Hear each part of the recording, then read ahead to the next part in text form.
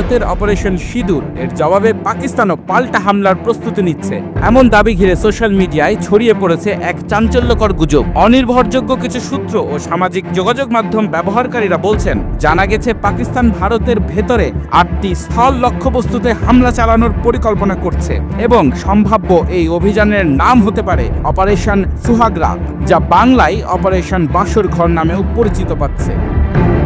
এই নাম শুনে একদিকে যেমন হাস্যরস ছড়িয়েছে, অন্যদিকে অনেকেই এই নামকরণকে কৌশলগত মনস্তাত্ত্বিক যুদ্ধের অংশ বলে মনে করছেন। তবে এখন পর্যন্ত পাকিস্তান সরকারের পক্ষ থেকে এমন কোনো অপারেশনের অস্তিত্ব কিংবা নামকরণের বিষয়ে আনুষ্ঠানিক কিছু জানানো হয়নি। বিশ্লেষকরা বলছেন, এই ধরনের তথ্য সামাজিক যোগাযোগ মাধ্যমে ছড়িয়ে পড়ে মানুষের মধ্যে বিভ্রান্তি তৈরি করতে পারে। এতে দুই দেশের মধ্যকার উত্তেজনা আরও বাড়ার আশঙ্কা থাকে। যদিও এই তথাকথিত অপারেশন বাঁশর ঘর একটি গুজব হিসেবেই গণ্য হচ্ছে, তবে এটি ইঙ্গিত দিচ্ছে ভারত পাকিস্তান উত্তেজনা শুধু সীমান্তেই নয়, এখন সামাজিক যোগাযোগ মাধ্যমও এক প্রকার যুদ্ধেই রূপ নিচ্ছে। বাস্তবতা ও সর্বশেষ খবর জানতে চোখ রাখুন খবর সংযোগে।